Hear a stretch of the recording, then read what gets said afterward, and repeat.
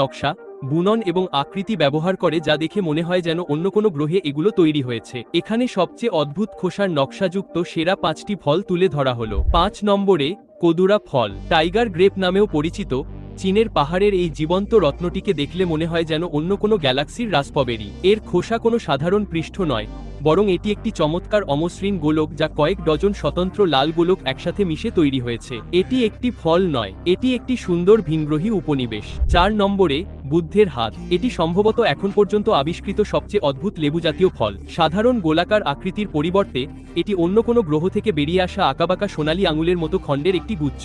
এটিকেআরও অদ্ভুত করে তোলে যে এর ভিতরে প্রায় কোনো শ্বাস নেই। এর একমাত্র উদ্দেশ্য হলো একটি ঘরকে কল্পনাতীত স্বর্গীয় ফুলের মতো লেবুর গন্ধে ভরিয়ে তোলা। 3 নম্বরে চেরামোয়া, কাস্টার্ড আপেল নামে পরিচিত।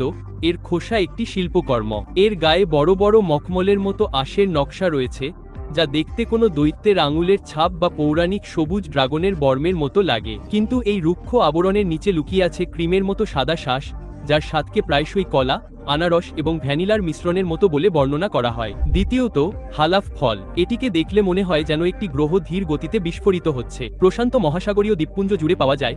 এর খোসা একটিমাত্র খোসা নয়, বরং কি নামক কয়েক ডজন শক্ত ফালির একটি ঘনগুচ্ছ, যার প্রতিটির ডগায় উজ্জ্বল কমলা বা লাল রং থাকে। এগুলো এক এক করে ভাঙতে হয় এবং এর আঁশযুক্ত প্রান্তগুলো ঐতিহ্যগতভাবে প্রাকৃতিক ডেন্টাল ফ্লস হিসেবে ব্যবহৃত হয়। এবং প্রথমত, হর্নট মেলন, ধারালো কাটায় ঢাকা এবং উজ্জ্বল কমলা রঙে জ্বলজ্বলে এই ফলটিকে খাবারের চেয়ে অস্ত্রের মতোই বেশি দেখায়। এটি কাটলে ভেতরে বীজে ঠাসা নিয়ন সবুজ জেলি বেরিয়ে আসে, যা ফলের জগতে সবচেয়ে অদ্ভুত বৈপরীত্যগুলোর একটি তৈরি করে। এই ফলগুলোর মধ্যে কোনটি আপনি চেখে দেখবেন?